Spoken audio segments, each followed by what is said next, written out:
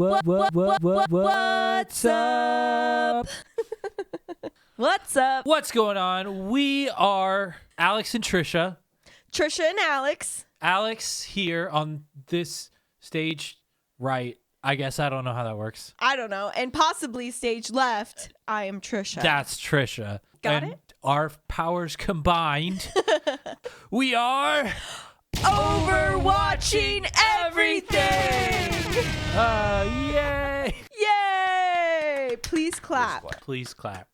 We're going to start a YouTube channel where we do one of our favorite things to do, which is Watching bad movies and making fun of them. it's so much fun to do. For our first movie, we're going to be watching the true story of Puss in Boots. You may think I'm talking about DreamWorks. The shirt's probably throwing you off.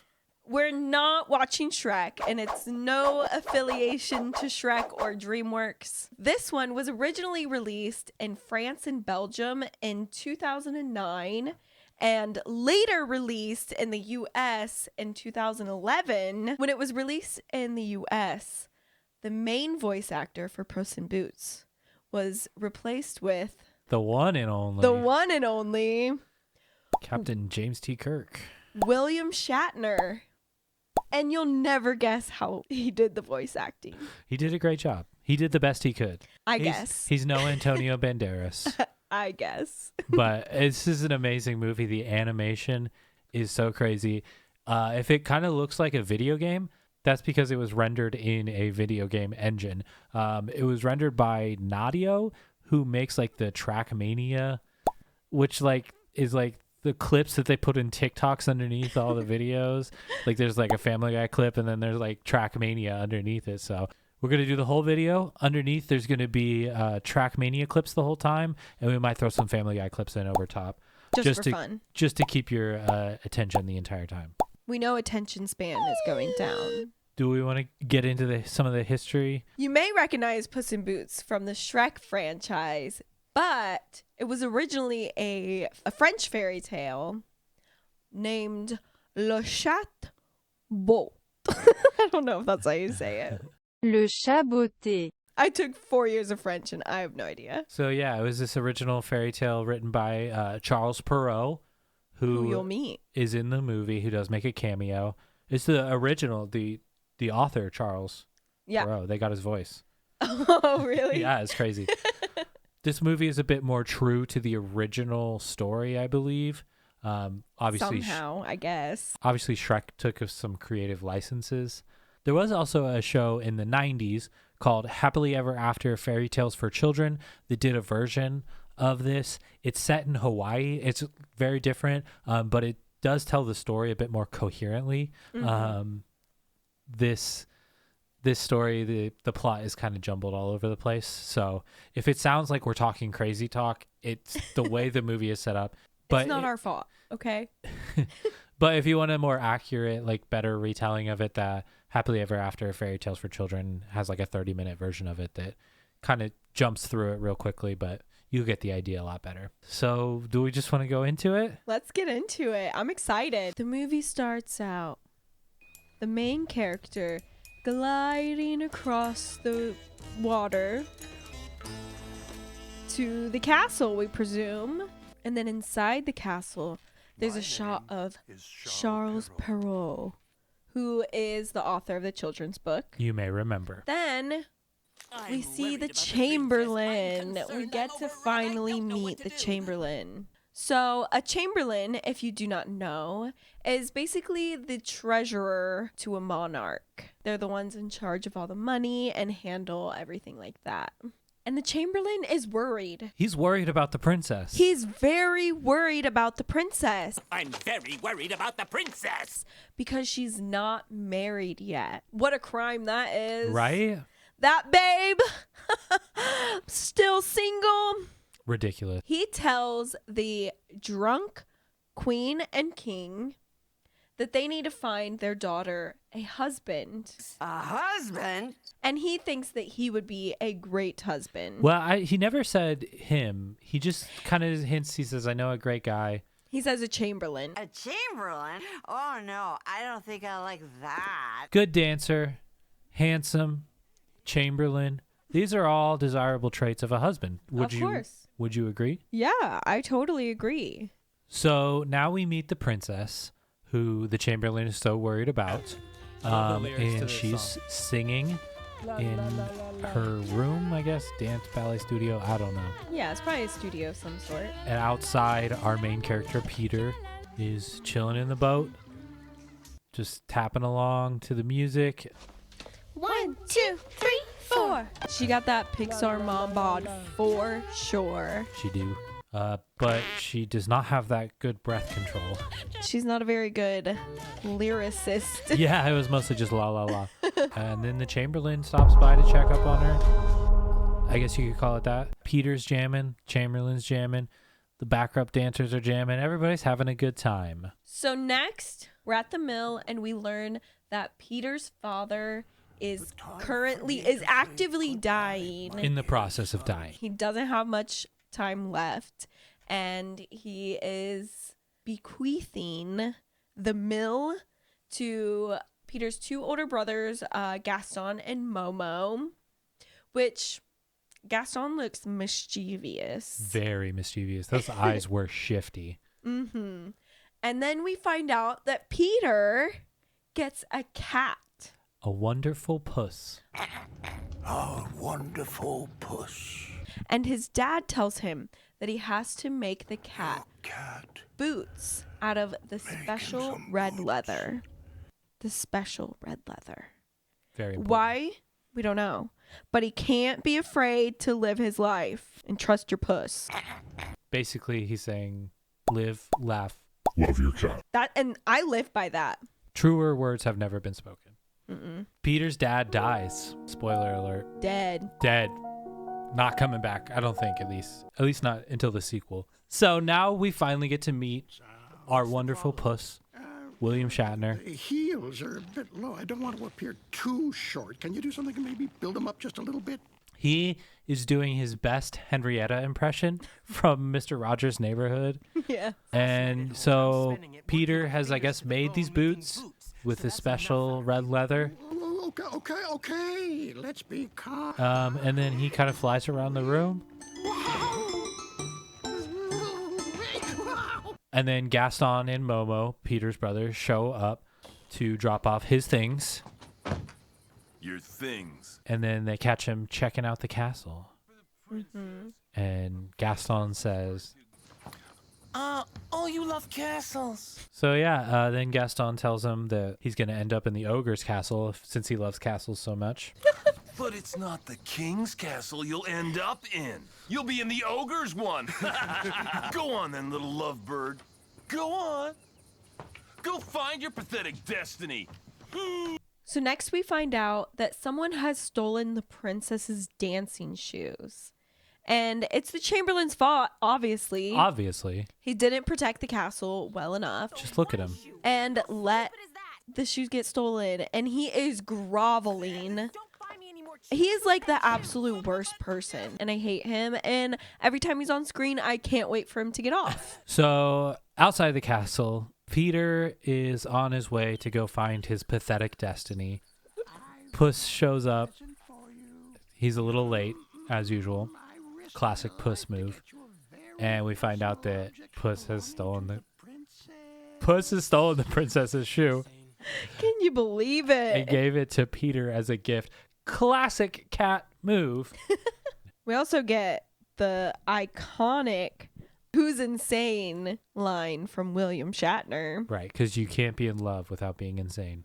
You're completely insane. And you're in love. So who's the insane one? You are.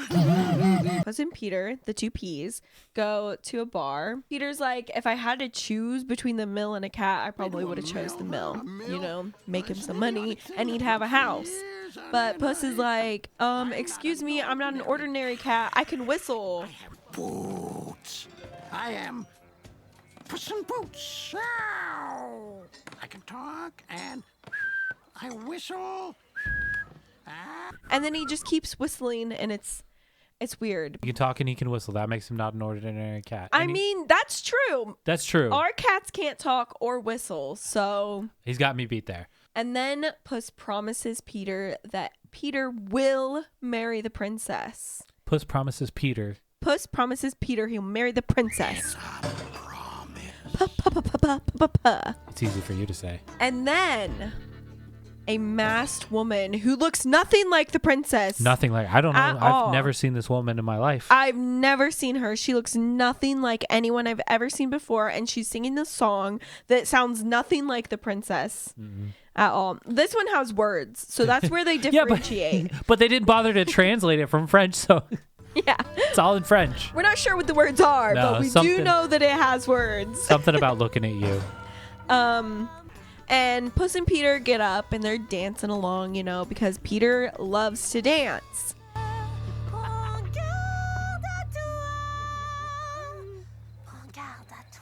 The princess comes over to Peter after the performance and they're talking, and Puss is like, oh, did you know Peter's in love with the princess? Just like outing him in front of everyone. Which is so messed up. Don't just go around telling people who Peter's in love with. Right. That's so rude. And then Peter's like, oh no, that's not true. But like, obviously they're talking to the princess. Right. It's clear. He's even like, you sound like the princess. Right. So weird. So we learn that Peter goes and listens to the princess sing every morning. Not the princess says, Every morning? every You must be a morning. music freak. A freak? A freak? A freak of what? A frick of A what? freak of what? Music freak. A freak? A freak? Peter's like, mind your business. Stop telling people my business. Fairly. Yeah. Puss gets very manipulative. He's like, oh, but you're my business. You're the only one that matters to me. Hey, you're my only business. You're the only one that matters. Back at the castle, we do find out that the Chamberlain is using candy to turn people he doesn't like into toads, mostly like suitors for the princess, to kind of take out the competition. After we learn about the Chamberlain, we find out that the piano player from the bar earlier is joining the crew. Puss is so excited because Peter is going to learn how to dance. He's going to learn how to sing. He's going to learn how to marry the princess. The queen is going to love him. And what's Puss got to do? I will rejoice. He gets to rejoice. You notice everything's easy for him. And we find out the piano player lives underneath the ogre's castle. He's subletting or something like that. And then inside we see all of his crazy, wacky musical instruments. And Puppet theater. Peter's kind of worried about the ogre over top of them. We find out that the piano player is actually in charge of taking care of the ogre. He plays the grophone. What? The grophone? Grophone, Grophone. Ease. To calm the ogre down if he ever gets too angry. Because he is a diabolical sorcerer. Diabolical sorcerer. Yes. Diabolic. Sounds hard as fuck. Peter says he wants to learn how to play the grophone. And they're going to go up tomorrow night. They decide they're going to go tomorrow night. Yes. Tomorrow night should be all right. Hey, I just rhymed. So then we're back at the bar. The masked princess asks the barkeep if they're alone now. And she says yes. So she takes off the mask. And the barkeep's like, Don't do that, princess. Wait, what? If people see you, they'll say That the king's daughter's gone what? crazy. People are going to find out who you are. Like, she looks totally different with her mask on. Right. Like, I think they got to figure it out. But the barkeep turns back around and the princess is gone. She is riding off on a giant ostrich. This movie is a fever dream. And honestly, her riding off on the ostriches is the most normal thing in the movie somehow. Giddy up. Come on. Hop, hop. Giddy up. Puss is returned to the musician's house with a couple birds, a couple dead birds for them to eat. No, not to No. eat. Not to eat. Hands off, buddy. They're royale birds. You hear what I'm saying? You hear? Bird Royale. And then we get a costume montage.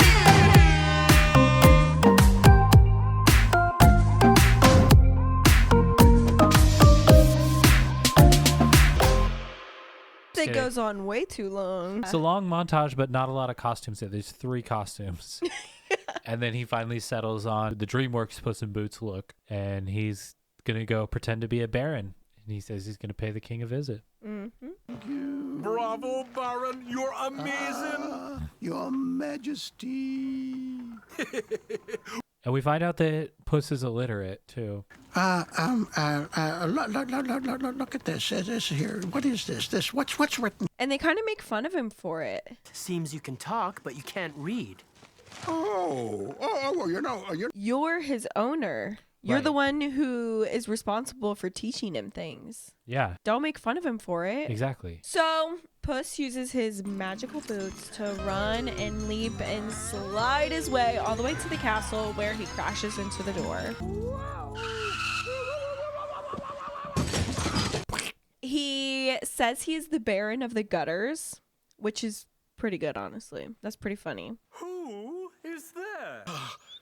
Baron of the Gutters. I've never even heard of you. It's very funny. But I don't know how he gets in, because he does not do a very good job of like convincing the guard. I brought a present for the Majesty. I got bird.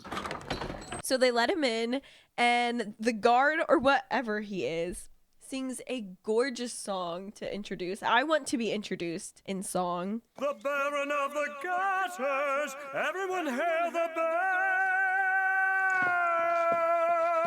But yet they didn't translate the first half of the song from French. The last half of the song was in English. So I'm not sure like what's going on here. It's wild. This movie is a fever dream. Puss gives the birds, the pheasants, right? Or no, partridges. No, it's one. No, two. No, two pheasants. No, one, two, three. Three partridges. He gives them to the queen and king, and he's like, They're all a these gift are from my from master, the Marquis of Carabas. Which, if you didn't notice, the puppet theater at Doc's house says Carabas on it. I did not notice I that. just noticed it. This is the first time I noticed it. That's exciting. We'll have to go back. Yeah. Or just like show it on the screen. Hold on, I gotta fart. But the Chamberlain is not having it. He's like, these birds stink. These birds are starting to seriously stink. And the queen's like, the Chamberlain's getting on my nerves, like putting him in his place. The queen is impressed by the gift, and she's like, The Queen would very much like to make acquaintance with the gentleman, the Marquis of Carabas. I must have the Marquis de Carabas at the ball. Then we learn that the princess can't go to the ball. Why not? Because she doesn't have her dancing shoe. What? Oh, there. Don't worry about it. The Marquis of Carabas will find your royal shoe. The Marquis has magic power. But yet we already know that he has it because Puss stole it. Yeah. And if they learn that Puss is lying to them, he will be ground up. It's a grinder. In a meat grinder. I love organ grinders. So basically, they're like, bring him or you're going to be ground up and made into slippers. That should put a bit of fear into that fat pussycat. Afterwards, the Chamberlain is pretty upset by this whole Marquis de Carabas showing up out of nowhere, taking his princess away from him. He's going to send the hunchback to go take care of Peter. And by take care of Peter, I mean turn him into a toad. So while that's going on, Puss is snooping around Chamberlain's potion room, and he makes a whole bunch of candies for himself.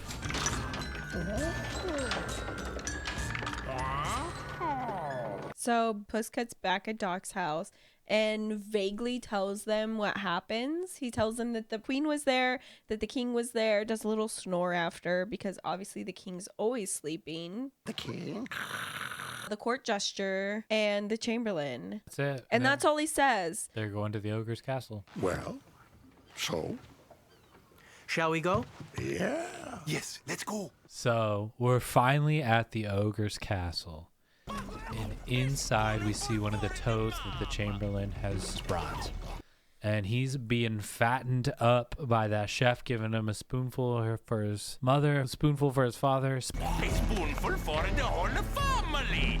And we find out that the ogre and the Chamberlain are working in cahoots. But the ogre's not too happy to be working with him either. Nobody's happy with the Chamberlain. No, that's kind of the moral of the story. Nobody likes the Chamberlain. You get on my nerves, and when I get angry and upset,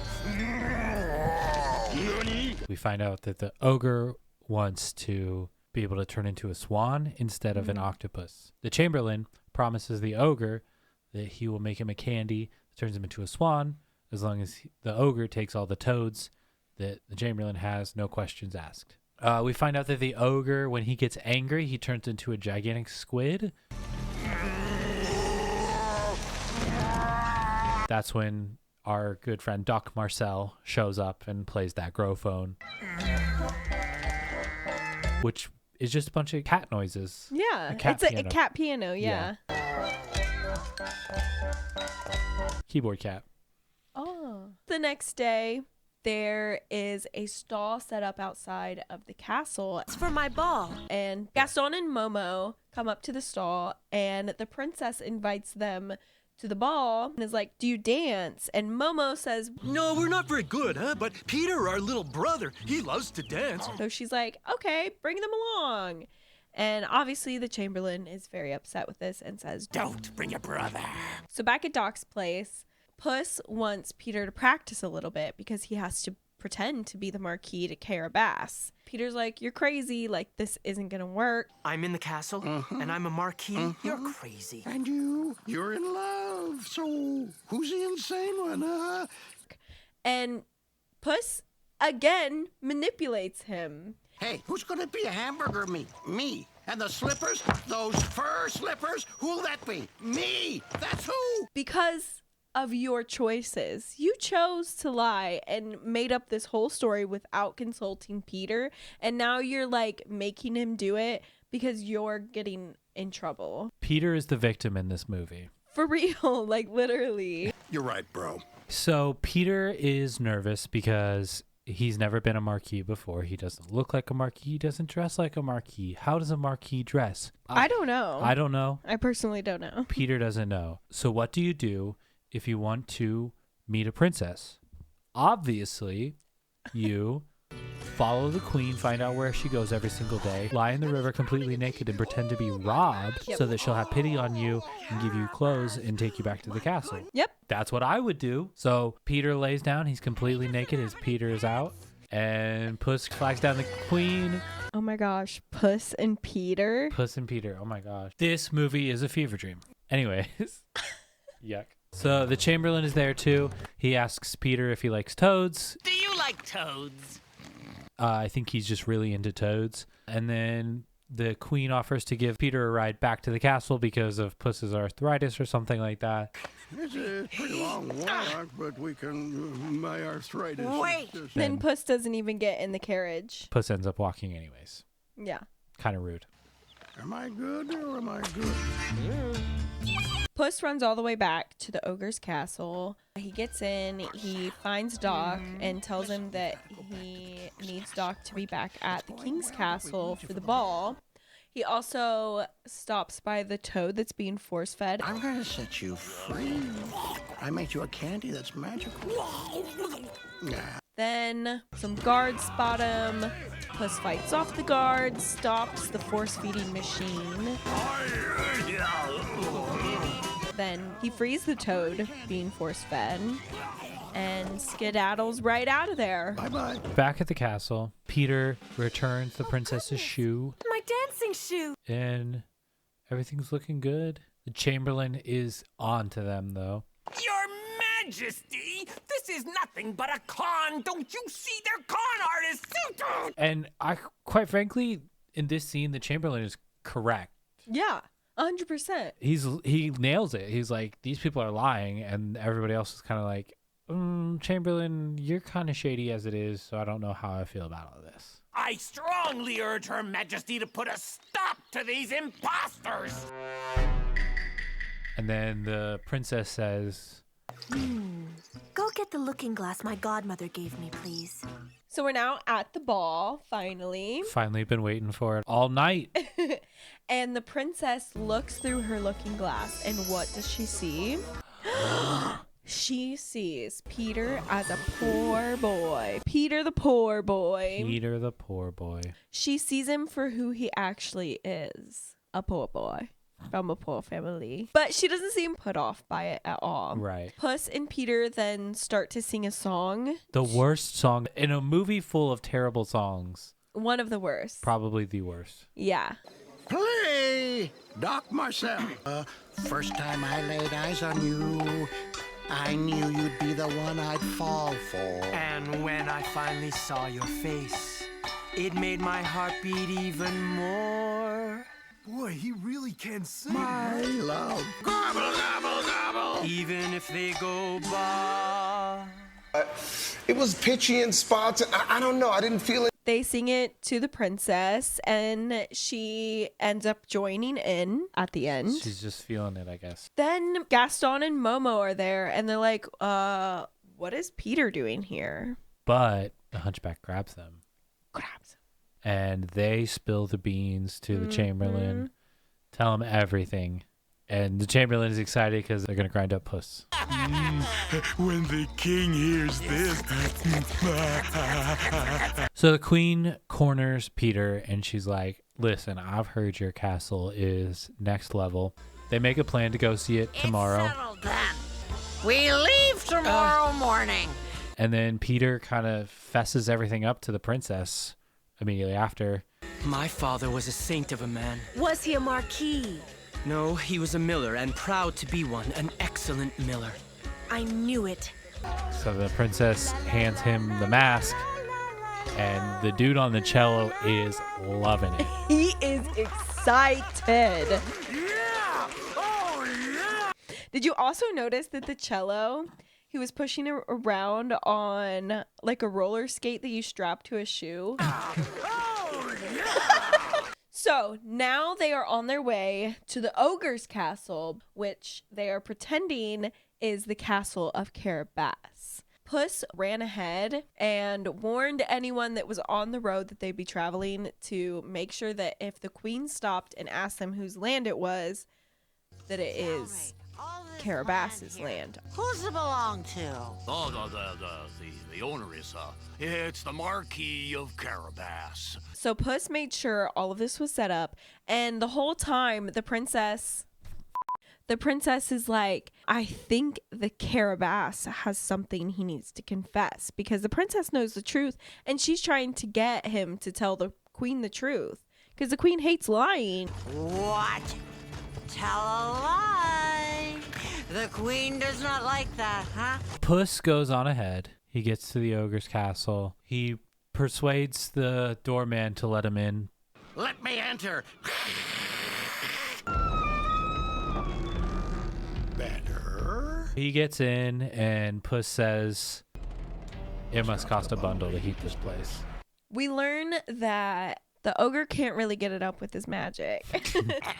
He has a hard time. He gets really exhausted trying to do his magic. So that's why he has to get calmed down and stuff every time. The magic just doesn't come. And Puss is like, just turn into a little mouse. You don't want to be a swan. From me, just a little transformation. Just be a mouse or a rat. And the ogre's like, Do not take me for a fool! Oh, no. Why don't you turn me into a swan? so he turns into a giant squid and starts destroying everything. And Puss is getting him to go like higher and higher up the tower. Doc is playing the gramophone, but it's not working this time because the ogre is tired of that song. Can't take that song anymore! Turn on some Drake or something. Minecraft. Now the rest of the team is at the castle finally. The ogre is downstairs, so they're able to kind of hide the fact that the Marquis of Carabas isn't real still, for some reason, despite the fact that they want to confess. And the queen makes the comment. Must cost a bundle to heat it. Solid reference. Solid callback. Love the callback. Puss and the ogre are still fighting, and then someone runs in and goes, People of the castle, I don't know what's going on. The Duchess, and then the ogre like throws Puss out of the room. Now I gotta deal with this. So the Chamberlain finally shows up, and again, he is right. Yeah. He's the only one telling the truth. Well, telling the truth somewhat in this movie. he shows up with Gaston and Momo, and he's like, Peter is a liar. Peter. So there! I'm right as usual. I will say that Peter has never, like, directly told a lie. He skirts around the truth. And when anyone asks him a direct question, he does answer it. So the Chamberlain shows up and drops the truth. Your two brothers are millers, and yet you are a marquis? No, he's an imposter! Sus. And then the princess goes down and starts singing. The ogres calm down by that. It's beautiful. In his company, that man was green and he filled my heart. Yeah, I don't know how she knew that the ogre calms down That was not with explained at all. singing, but I mean, she just knew. She's intuitive. She knows what's up. Okay, the ogre still wants to be a swan. That's his biggest dream. I want to be a swan. That's my dream. Just wants to be beautiful swan. And Puss is like, Oh, come now. Let me be of help. I am Puss in Boots after all. You help me, cat. well, you guess what? I have this candy, and it's gonna turn you into a swan. I wonder who this swan candy is for. Is it for you? So Puss leads him into the closet, gives him the candy, turns him into a swan. While that's happening, the Chamberlain is like, Your gracious majesty, I'd like to present the true master of this castle. Got him. he opens the closet, and what's in there? Puss and a duck. Puss and a duck. Not even a swan, a duck. A duck. A duck. And the Chamberlain's like, but there was an ogre, I swear. So where's this ogre? An ogre? Who saw an ogre? Mr. Ogre! No, whose castle is this?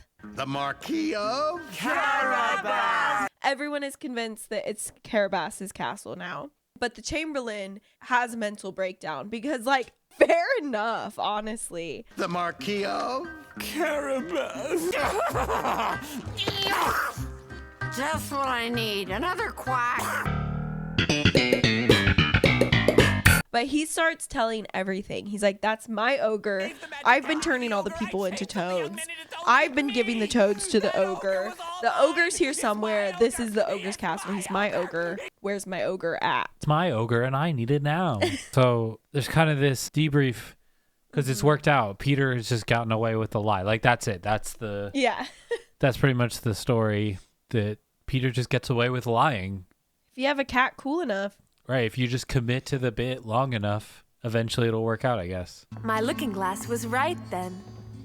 The problem is you talk to your looking glass, and that's kind of scary. So they kiss, they fall in love or whatever. Well, he told the princess the truth, though. He told the princess the truth, I guess. Not everybody else. And they ruined the ogre's life for no reason. All the ogre wanted to do was just to be a swan. He was like, I don't want to be this monster. Yeah. Like, I just want to be a beautiful swan, and they just turned him into a duck. Like, Puss could have turned him into a swan. Right. Easily. Yeah. I think. Okay. The end of the movie. The end of the movie. Peter and Minot, the princess, get married. The king finally wakes up. If you haven't noticed, he's been sleeping. The king has been asleep this entire movie. He wakes up for a minute, and the queen's like, We're gonna have to face the fact. Looks like it's just you and me now.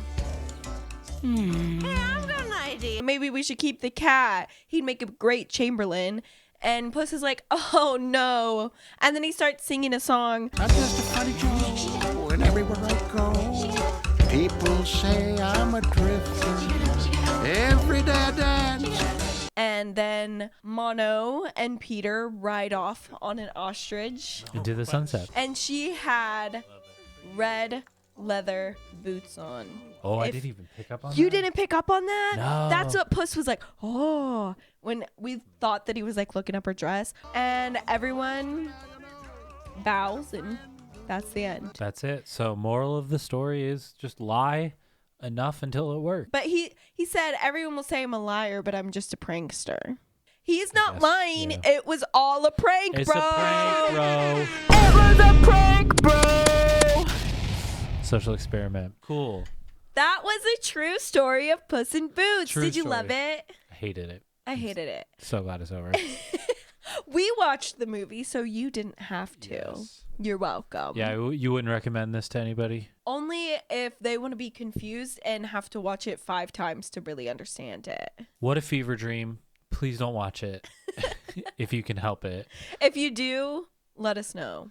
And also let us know if there's any movies you want us to watch and make fun of. Mm-hmm. I'm very excited to get this started. Yes, we're very excited. I know we have a list of a couple movies that we might want to do, but we will gladly add to that list if you have recommendations. Yes. So please subscribe to see more. Mm-hmm. Like, comment, let us know what you liked, what you didn't like. If you did watch the movie, tell us what you thought about it. And yeah, we'll see you in the next one. Looking for romance, just a prankster. And there will come a day when everyone will say, boy, oh boy, that I was just a liar.